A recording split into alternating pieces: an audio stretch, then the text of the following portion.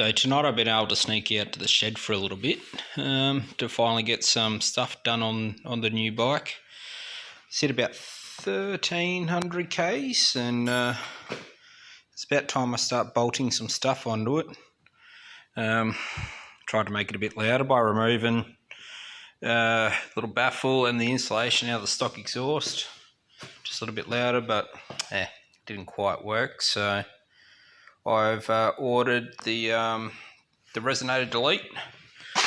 You know, that jobby down there that everybody calls a fucking cat, and it's not a cat, it's a resonator. And another slip-on. So as well as some gaskets to do it all properly and all that. So other than that, 100% stock and ridden through the rain constantly lately. So got a couple of bits and pieces showing up. Not everything, but a couple of things at least. So alrighty. Don't need that. Alrighty. It's new Barkbusters, because those plastic ones don't do a good job when you drop the bike, as I found out. Because day one of bringing the thing home, kicked the kickstand down and out on the gravel. It's not exactly level outside, and wasn't all the way down. She fell over and snapped my clutch lever, which is no dramas. I mean, it's shorter, it's better. Alrighty.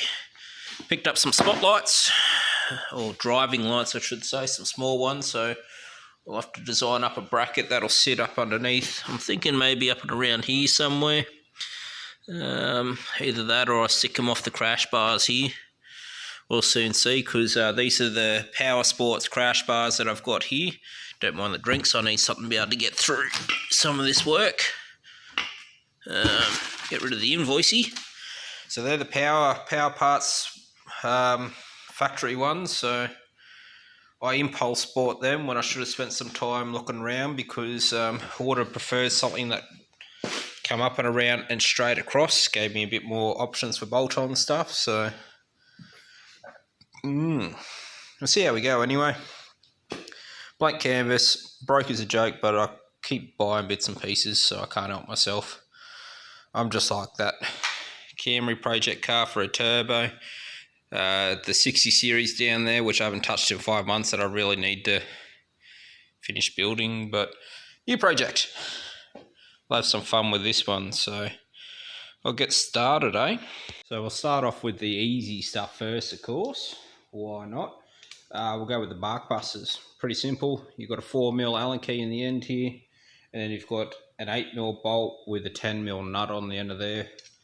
Pretty easy stuff, to be honest. Well, you know, what comes as common sense to one person isn't always normal for another person.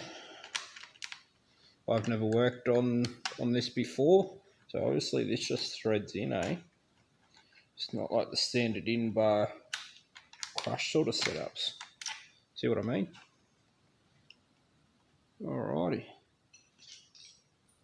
Put you guys aside, because I've got no idea if I'm going to need to use you guys again, because it's a very different setup to what I'm used to. 8s and 10s, so might need to turn it to loosen before I get too ahead of myself.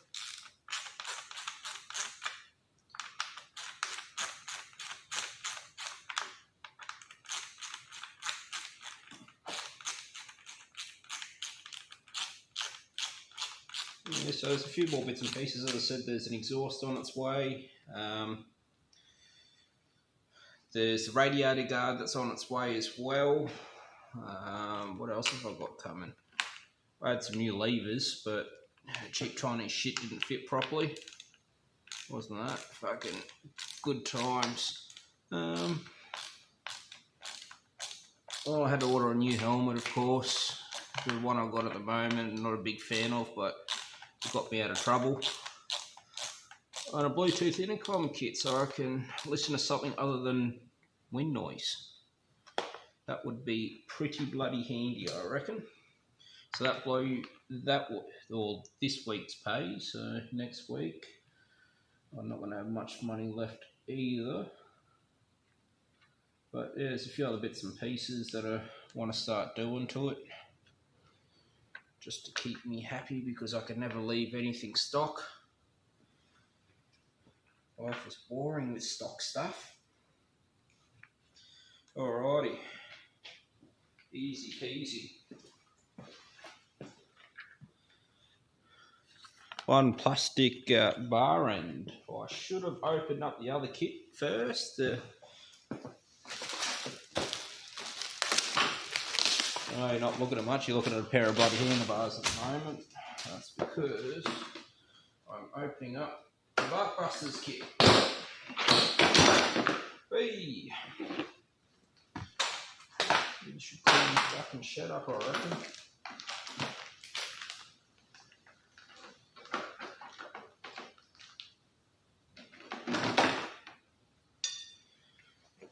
Alrighty, so some alloy Barkbuster bits, as well as a hardware kit. Now, see, I'll have to open up the shows, but you guys know what's going on. Let me just pause the video right here so I can unbox everything and get it all out and all that. So you're not staring at some handlebars for the next 10 minutes. So that was 10 tons of fun I didn't want to have. I said I was going to do the easiest one first, but yeah, on off. Basically, I decided I wasn't going to put these in between here because I ran out of room. So I've double washed it in between there. Got a different screw in there again, because on this side, our brake master up here came way too close along here, so you probably see I've got a different bolt sitting in there, and that's grinded down and all that sort of stuff, because with the spacer it was bringing it up underneath here. I sort of wanted to try and keep it as original as I could, sort of thing, but yeah, double washer on that end, undo your master bolt, kick that up a little bit. As you can see, probably the best. Let's focus in camera, mate.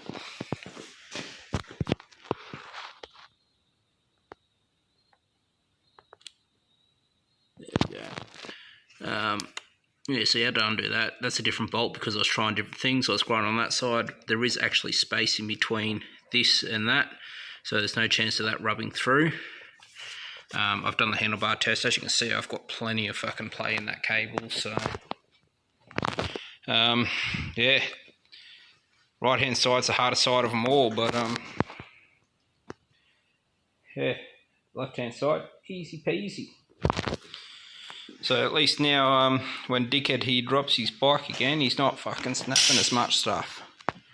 So first one down, time to clean up the mess, because I just got shit thrown everywhere, because I said this was probably about half an hour or an hour of just piss farting around trying to get everything to fit how I want it to fit, when I should have just gone the easiest way and double washed that so this can still spin freely instead of using the factory ones and spacing it out further. But no issues here. On to the next thing, crash bars. Alrighty, so I got one of the crash bars on. Now, that was a load of fun trying to figure that out, because obviously it didn't come with instructions, but I've got it. Sorry, just moving all the shit over. Obviously that's self-explanatory, these ones here. They go up and around the bar. They've made every fastener different sizing and type, so you honestly can't screw it up. What you can't see is the bar that goes straight through there. And then you've got two standoffs. You've got two standoffs, so obviously this one here is going to have the larger thread for that bar. That's the lock and nut for it there. Then that other standoff, wherever the hell I've put it. Where did I put it? She's run away. That standoff replaces that bolt there, so that bolt comes off, that goes in, crash bar goes on, and then you'll end up going around your tube here. So What I'll do, because I'm already halfway through there, I've got that one off, I'll set up and give you a squizzy at what the go is. Alrighty, so show you the installation on this side here. Both these bolts here are absurdly bloody loose, because I'm not strong. I can't be that strong. But yeah, stupidly loose, so I might pay to check them out. But that's your bolt that comes out. That's your bolt that goes in, so it's just a little standoff there, same thread, same length, so you can't get it confused, because your larger ones go down here with the with that long bolt that bolts the motor in place. So this jobby goes back into there after that bolt comes out. Yeah. Where's that one there? That's the 12.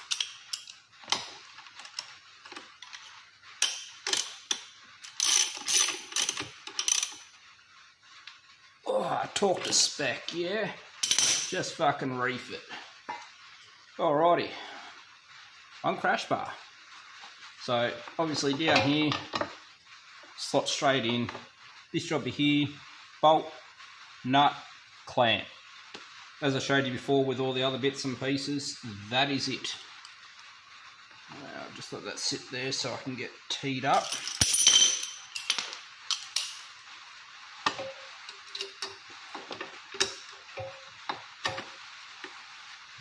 Now, my force of habit is everything goes on loose, so everything can be manoeuvred in a place where it needs to be. No point in tightening up one bolt before I know you've got to loosen the bastard just to adjust it again. Right, now, little rubber insulator doodad piece in between them. So this piece obviously goes in like that to stop it from rubbing a bit, so we'll get that on there.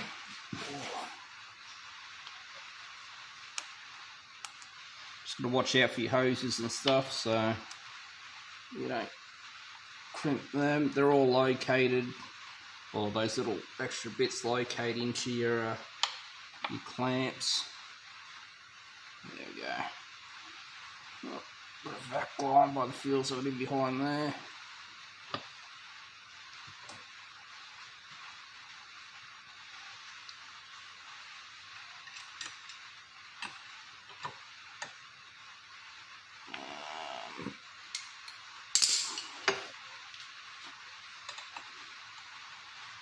There's still a 4mm Allen key as well, so nice and easy, the same as everything else. This is why I like to leave bolts loose as I assemble it. They all get tightened at the same time. That way everything's nice and centered. Alrighty, I'll do that one last because that's got the most movement in there to move up and down. What have I got? I've got a 10mm on here, so I might as well do the top one first.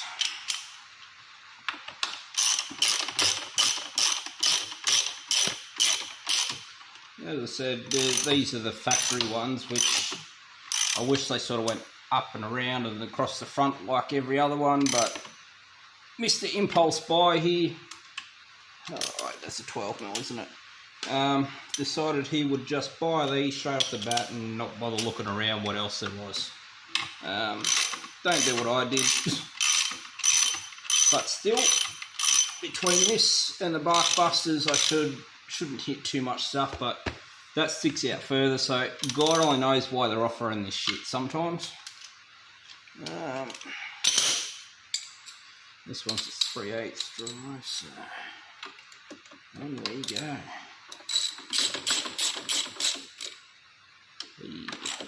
Give that back to me.